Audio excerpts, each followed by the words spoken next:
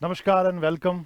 स्वागत है आप सभी का उत्कर्ष के नीट जेई के ऑनलाइन प्लेटफॉर्म पर। मैं लोकेश टोगेशिया, फिजिक्स मेंटर, आपके लिए बच्चों आज लेकर आया हूं कैलोरीमेट्री की कुछ इंपॉर्टेंट क्वेश्चंस की शॉर्ट ट्रिक्स का वीडियो। कैलोरीमेट्री या कैलोरीमिति भी जिसे कहते हैं, इंपॉर्टेंट टॉपिक है फिजिक्स में। हर एग्जाम में, कॉम्पिटिटिव एग्जाम में इसके एक या दो प्रश्न जरूर पूछे जाते हैं और कुछ फ्रीक्वेंटली पूछे जाने वाले प्रश्नों की कुछ शॉर्ट ट्रिक्स मैं आपके सामने आज लेकर आऊंगा। इन क्वेश्चंस को अगर हम जनरली बेसिक मेथड से या फॉर्मूला से जाते हैं सॉल्व करने, तो हर क्वेश्चन में लगभग आपको 2 से 5 मिनट लग सकते हैं। लेकिन अगर आज की शॉर्ट ट्रिक्स अगर आपने यहां से ध्यान से देखी और इनको आपने याद रखा, तो मैं कहता हूं कि हर इस टाइप के क्वेश्चन को सॉल्व करने में आपको मात्र 10 सेकंड से ज्यादा का समय नहीं लगेगा। चलिए आइए शुरू करते हैं हमारे कैलोरीमेट्री के कुछ प्रॉब्लम्स और उनकी शॉर्ट ट्रिक्स पर। जैसे कि देखिए, बहुत बार ये क्वेश्चंस जो है वो पूछा जाता है हमसे, क्या a pendulum clock is 5 second fast at temperature of 15 degree Celsius and 10 degree Celsius slow at temperature of 30 degree Celsius. 10 seconds, not degree, 10 second slow at temperature of 30 degree Celsius. At what temperature does it gives the correct time, है ना। एक लोलक घड़ी जो है वो 15 degree Celsius के ताप पर 5 सेकंड तेज चल रही है, 30 सेकंड के ताप पर 10 सेकंड धीमी चलती है, तो किस ताप पर यह सही समय दर्शाएगी। इस प्रश्न को हम कैसे करें बच्चों? मैंने क्या कहा, फॉर्मूला मेथड से जाएंगे तो आपको टाइम लगेगा। मैं आपको आज यहां पर इस क्वेश्चन की प्योर शॉर्ट ट्रिक बताने आया हूं, जिसको आपको याद रखना है ताकि विद इन सेकेंड हम ऑप्शन को टिक कर सकें। देखिए, सबसे पहले यहां पर डेटा लिख लेते हैं। 5 सेकंड टेम्परेचर है आपका, 15 सेकंड दूसरा है यहां पर, 10 सेकंड और टेम्परेचर है आपका 30 सेकंड। इस तरह से डेटा लिख लिया।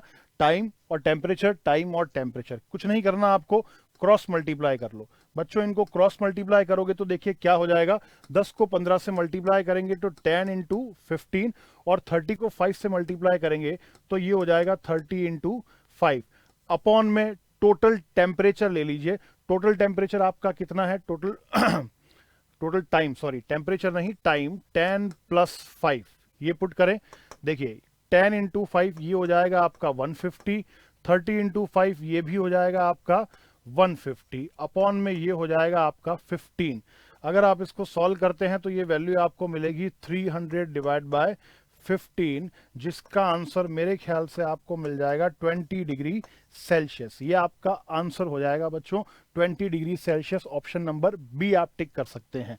फिर से सुनिएगा, मैंने क्या कहा, टाइम टेम्परेचर एक साथ लिखें और क्रॉस मल्टीप्लाई कर लें, है ना। इसका टाइम और पहले वाले का टेम्परेचर, दूसरे का टाइम, दूसरे का टेम्परेचर, पहले वाले का टाइम, क्रॉस मल्टीप्लाई करके इनको जोड़ें, बटे में लिख लें कुल समय, है ना, टोटल टाइम। टाइम यहां पर है आपका 10 सेकेंड्स और दूसरा है आपका 5 सेकेंड्स। तो अगर इनको ऐड करेंगे तो यह आपका 15 हो जाएगा। इस डेटा को सॉल्व करेंगे, आपका डायरेक्ट आंसर आ जाता है 20 सेकेंड्स। क्लियर? आई होप आपको ये ट्रिक समझ आई होगी और पसंद आई होगी। चलिए बढ़ते हैं अगली ट्रिक पर।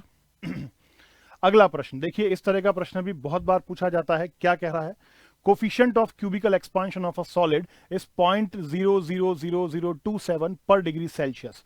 If temperature is measured on Fahrenheit scale, numerical value of coefficient of linear expansion of solid.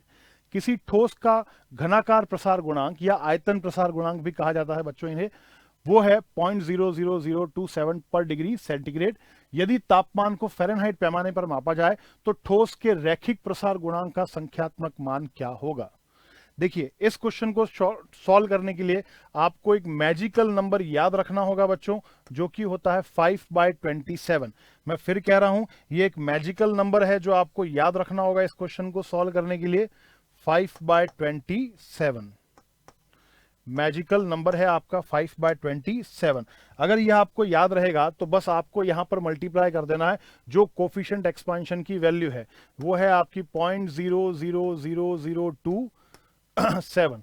ध्यान से देखिए तो इस 27 से ये 27 कैंसिल हो जाएगा, तो आपके पास वैल्यू बचती है 5 इंटू 0.0000 और एक जीरो और आ जाएगा, और ये हो जाएगा 1। अगर हम इसको मल्टीप्लाई करें तो हमारे पास में हमारा लीनियर एक्सपांशन कोफिशिएंट आ चुका है 0.0000005 पर डिग्री सेंटीग्रेड। ये आपका आंसर हो जाएगा। आप चेक करेंगे तो ऑप्शन नंबर बी आपका आंसर हो जाएगा बच्चों। इस मैजिकल फिगर को याद रखना है। मैं फिर कह रहा हूं आपको, इस क्वेश्चन के अंदर इस क्वेश्चन की शॉर्ट ट्रिक यही है। मैजिकल नंबर है 5/27। कोई भी टेम्परेचर दे रखा हो, कोई भी कोफिशिएंट दे रखा हो, आप इस मैजिकल नंबर का यूज करके अपना क्यूबिकल एक्सपांशन कोफिशिएंट या आयतन प्रसार गुणांक यहां पुट करेंगे, आपको सीधा सीधा रेखीय प्रसार गुणांक का मान जो है वो प्राप्त हो जाएगा। चलिए इसी प्रकार से आइए एक और वैरायटी देखते हैं, calorimetry. The fraction of ice that melts by mixing equal masses of ice at -10 degree Celsius and water at 60 degree Celsius. इस तरह का प्रश्न भी बहुत बार पूछा जाता है एग्जाम्स में, है ना। क्या कह रहा है, -10 डिग्री सेल्सियस पर बर्फ और 60 डिग्री सेल्सियस पर जल के बराबर द्रव्यमानों को मिलाने पर पिघलने वाले बर्फ की मात्रा या उसका अंश जो है वो क्या होगा। अगेन इसको हम प्रिंसिपल ऑफ मिक्सचर्स, मिश्रण के सिद्धांत या कैलोरीमिति के सिद्धांत से हल करते हैं। गर्म वस्तु द्वारा दी गई ऊष्मा बराबर ठंडी वस्तु द्वारा ली गई ऊष्मा बच्चों, है ना। लेकिन मैंने क्या कहा, फॉर्मूले से अगर आप जाएंगे सॉल्व करेंगे तो आपको थोड़ा सा समय अधिक लग सकता है। क्योंकि मैंने इस पर काम किया है तो इस प्रश्न को सॉल्व करने के लिए आपको एक छोटी सी ट्रिक मैं दे देता हूं। हाँ, कुछ मैजिकल नंबर्स आएंगे जिनको आपको याद रखना पड़ेगा। देखिए सबसे पहले क्या करें, सबसे पहले यहां पर टेम्परेचर ले लीजिए। टेम्परेचर कितना आ रहा है आपका, -10 डिग्री सेल्सियस। इस -10 डिग्री सेल्सियस को यहां लिखें और फिक्स है, डिवाइड कर दीजिए बाय 2 से। -10 डिग्री सेल्सियस जो भी टेम्परेचर है उसको 2 से डिवाइड करो। 2 से डिवाइड करेंगे तो आपके पास में वैल्यू आ जाएगी -5। बहुत बढ़िया। -5 जो वैल्यू आएगी इसके साथ अपना अगला टेम्परेचर जोड़ दो। अगला टेम्परेचर कितना है, वो है बच्चों 60। अगर आप इसको ऐड करेंगे तो आपके पास में आंसर आ जाएगा 55। आपके पास में आंसर आ गया है 55। यहां पर अगेन आपको एक मैजिकल नंबर का यूज करना होगा, क्लियर। और वो नंबर है यहां पर 80। फिर से मैं इनको सर्कल कर रहा हूं। सबसे पहले हमने मैजिकल नंबर जो यूज किया वो है 2। पहले वाले टेम्परेचर को 2 से डिवाइड किया, उसके अंदर दूसरा टेम्परेचर ऐड किया और जो आंसर आया उसको 80 से डिवाइड कर देना है बच्चों। किससे डिवाइड करना है, 80 से डिवाइड करना है, क्लियर। 80 से डिवाइड करके आप सॉल्व करिए तो ये कैंसिल हो जाएगा और मेरे ख्याल से ये आंसर आपको मिल जाएगा 11/16। 11/16 अगर हमारे ऑप्शन में है तो यही हमारा फाइनल आंसर है बच्चों। 11/16 आपका फाइनल आंसर है, क्लियर। ये मैजिकल नंबर्स जो हैं ये आपको यहां याद रखने होंगे। मैजिकल नंबर, ये 80 जो है ये भी आपका क्या है, एक मैजिकल नंबर। मैजिकल नंबर का मतलब है कि कोई भी संख्या हो, कोई भी डेटा हो, ये नंबर की सीक्वेंस चेंज नहीं करनी है आपको, आपका आंसर आएगा फॉर श्योर।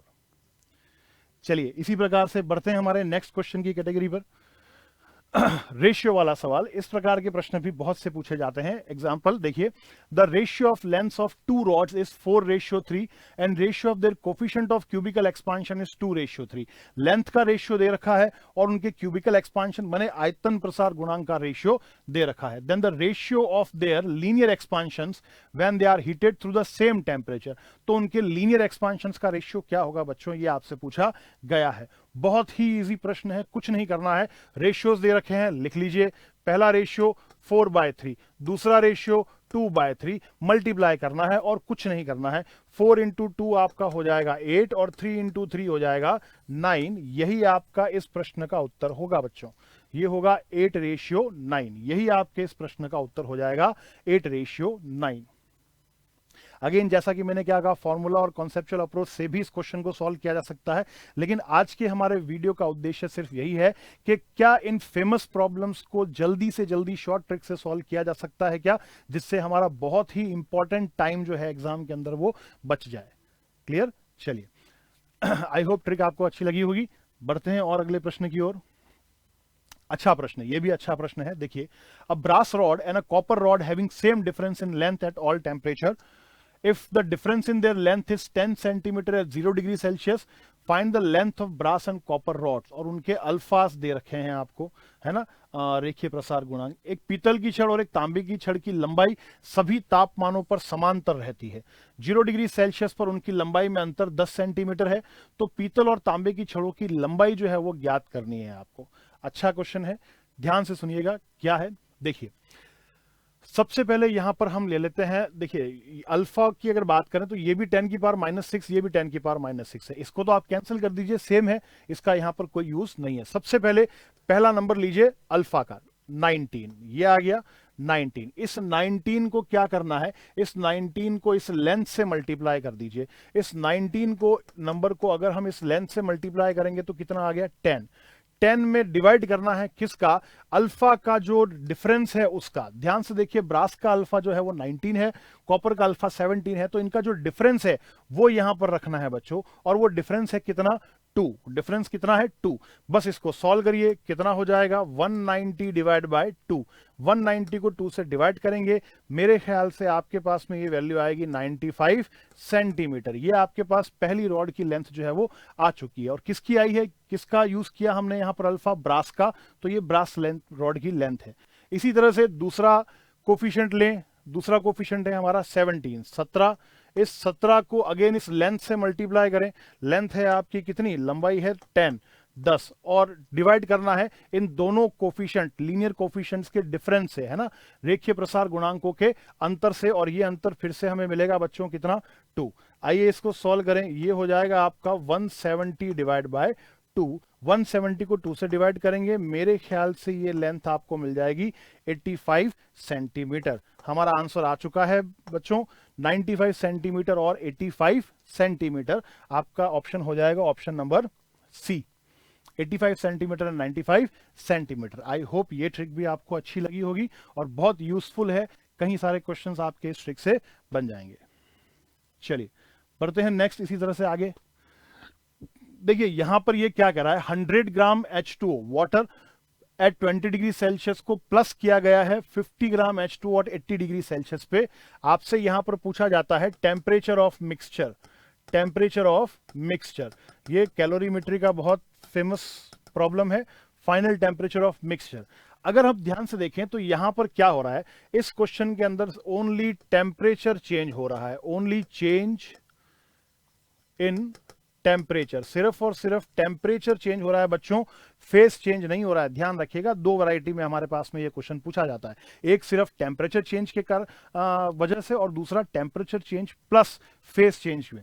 क्लियर? तो यहां पर अगर इस क्वेश्चन की वैरायटी ध्यान से देखी जाए तो सिर्फ टेम्परेचर चेंज हो रहा है। उसका रीजन क्या है कि देखिए 20 डिग्री सेल्सियस पर वाटर को 80 डिग्री सेल्सियस पर वाटर के साथ मिलाएंगे तो जो मिक्सचर का टेम्परेचर होता है ना, फाइनल टेम्परेचर जो होता है मिक्सचर का, वो हमेशा बड़ा या बराबर होता है लोअर टेम्परेचर से, और छोटा या बराबर हो सकता है किससे, हायर टेम्परेचर से।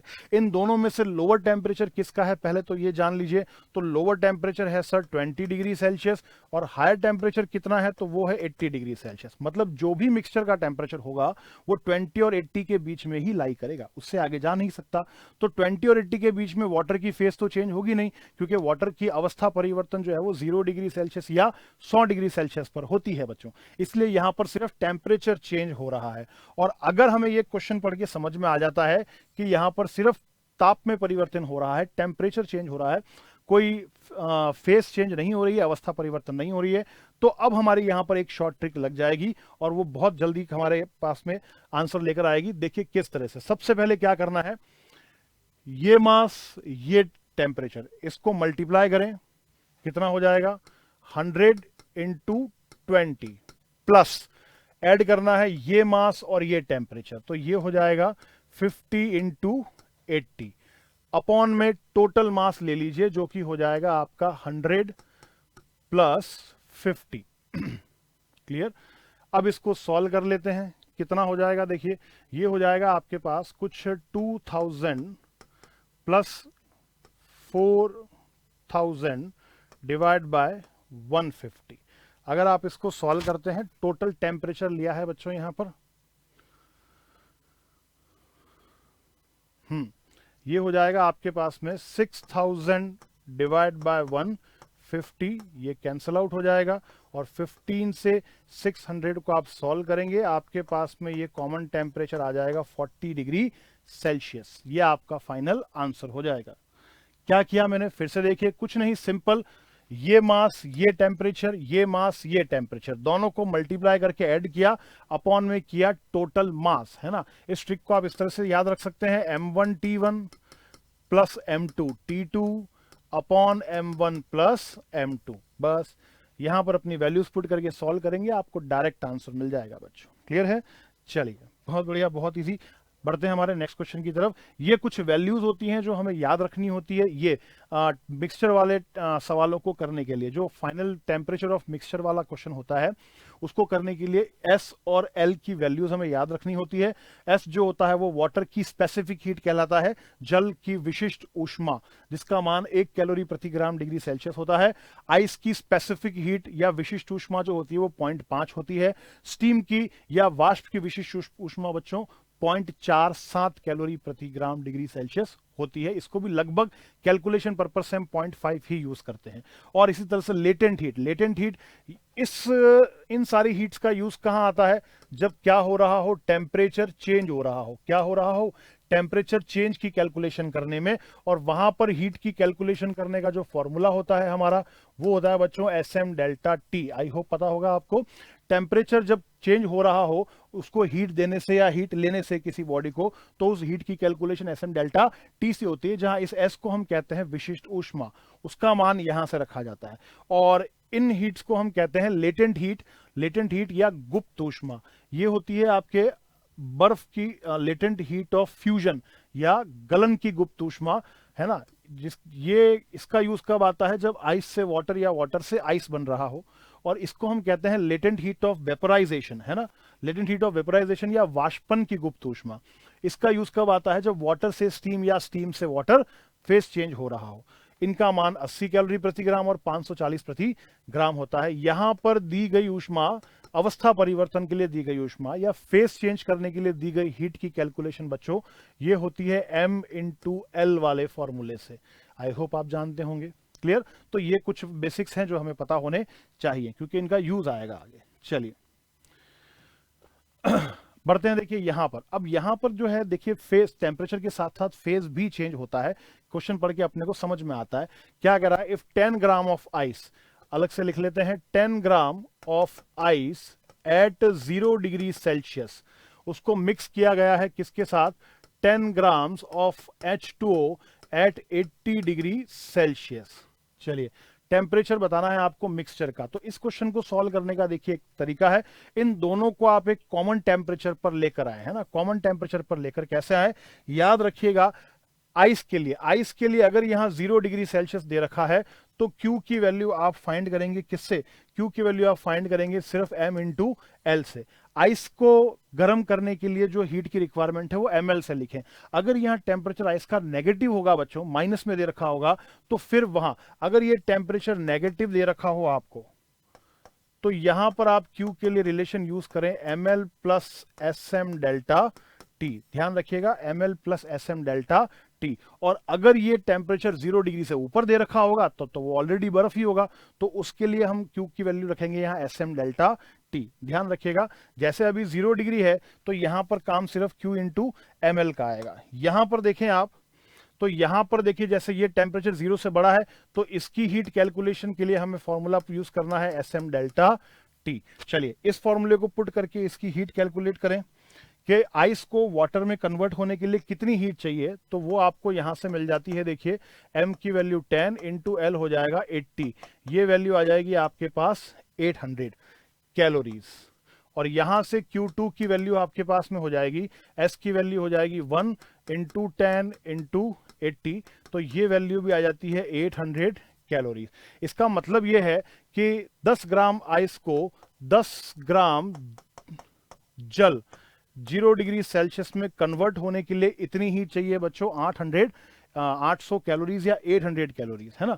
10 ग्राम बर्फ को 0 डिग्री सेल्सियस पर 10 ग्राम जल 0 डिग्री सेल्सियस में कन्वर्ट होने के लिए इतनी हीट चाहिए। और यहां पर हमने क्या किया है? यहां पर हमने एक काम किया है कि 10 ग्राम जल 80 डिग्री सेल्सियस पर हीट देकर के कन्वर्ट हो जाता है 10 ग्राम जल एट 0 डिग्री सेल्सियस में, है ना। उसके केस में आपका जो वाटर है वो 80 डिग्री से 0 डिग्री तक आते आते उसने कितनी हीट रिलीज कर दी, और आइस ने 0 डिग्री सेल्सियस आइस पर वाटर में कन्वर्ट होने के लिए कितनी हीट ली, उसकी वैल्यूज आ गई हमारे पास। अब आप इन दोनों वैल्यूज का क्या करेंगे?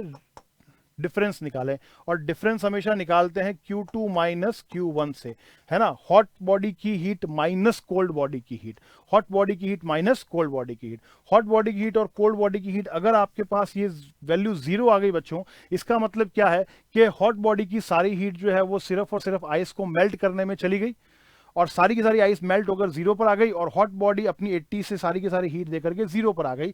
इसका मतलब इनका फाइनल टेम्परेचर हम बिना सॉल्व किए ही बोल सकते हैं, फाइनल टेम्परेचर होगा इस पूरे सिस्टम का। आपके पास सिस्टम जो है वो कितना रह गया, आपके पास सिस्टम रह गया पूरा का पूरा 10 ग्राम प्लस 10 ग्राम H2O, पूरा का पूरा सिस्टम आपका 20 ग्राम्स ऑफ वाटर में कन्वर्ट हो चुका है। और इसका फाइनल टेम्परेचर ऑफ मिक्सचर जो हमारे पास में आया है, फाइनल टेम्परेचर ऑफ मिक्सचर जो हमारे पास आया है बच्चों, वो आया है आपका 0 डिग्री सेल्सियस। क्योंकि अब इस पूरे 20 ग्राम H2O वाटर के सिस्टम को 0 डिग्री से ऊपर ले जाने के लिए और हीट की रिक्वायरमेंट होगी, जो कि सिस्टम के पास नहीं है। इसने दे दी 800 और इसने ले ली 800, अब इस सिस्टम के पास कोई एडिशनल हीट नहीं बची है, तो आपका फाइनल जो प्रोडक्ट मिला वो मिला 20 ग्राम H2O और temperature final 0 degree Celsius. I hope आपको डिस्कशन से समझ में आ गया होगा कि करना क्या है।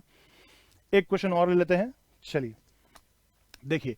If 10 gram of ice at 0 degree Celsius is mixed with 10 gram of water at 60 degree Celsius, find the final temperature and context of mix. चलिए फिर से लिखते हैं यहां पर 10 grams ice, 10 grams ice 0 degree Celsius पर, इस तरफ 10 grams water at 60 degree Celsius पर। जैसा कि मैंने आपको कहा था, अगर आइस के लिए टेम्परेचर जीरो है तो इसकी हीट कैलकुलेशन के लिए आप फॉर्मूला यूज करें सीधा सीधा ml, और क्योंकि वाटर का टेम्परेचर जीरो से ऊपर है तो इसकी हीट कैलकुलेशन के लिए आप फॉर्मूला यूज करें SM डेल्टा T।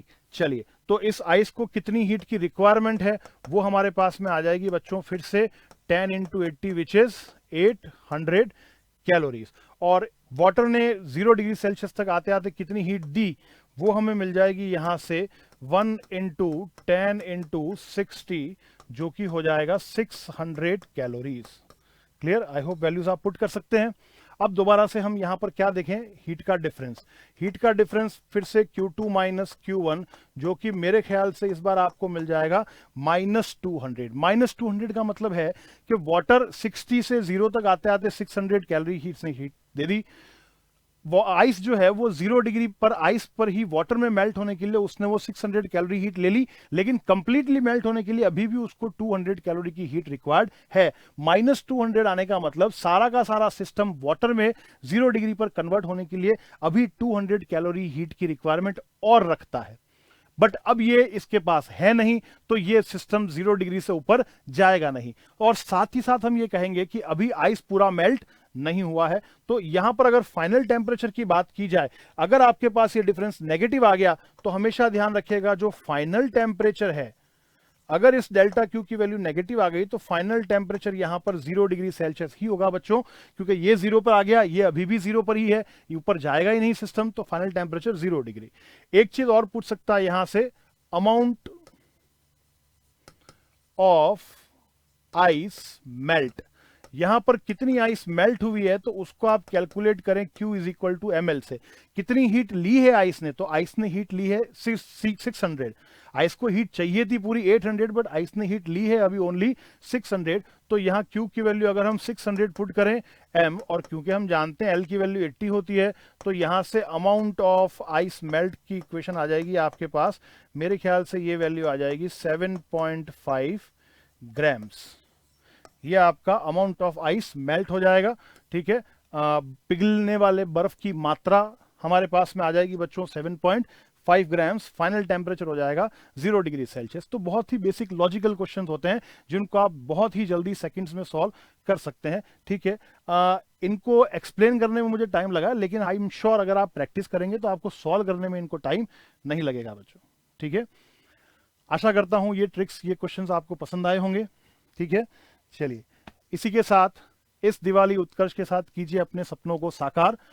उत्कर्ष लेकर आया है फिर से इस बार दिवाली डबल धमाका। जैसा कि आप जानते हैं 24 अक्टूबर से 3 नवंबर तक उत्कर्ष के सभी नीट और जेई के ऑनलाइन कोर्सेज पर अप टू 90% डिस्काउंट है बच्चों। फिर से सुनिएगा, अप टू 90% डिस्काउंट है। बहुत बड़ी अपॉर्चुनिटी है आपके लिए, जल्दी से जल्दी इसको ग्रैस्प करें और अपने भविष्य को सुनहरे पंख लगाएं। इसी के साथ सभी को दिवाली की हार्दिक शुभकामनाएं। मिलते हैं अगले किसी अच्छे ट्रिक्स वाले वीडियोस पर। धन्यवाद।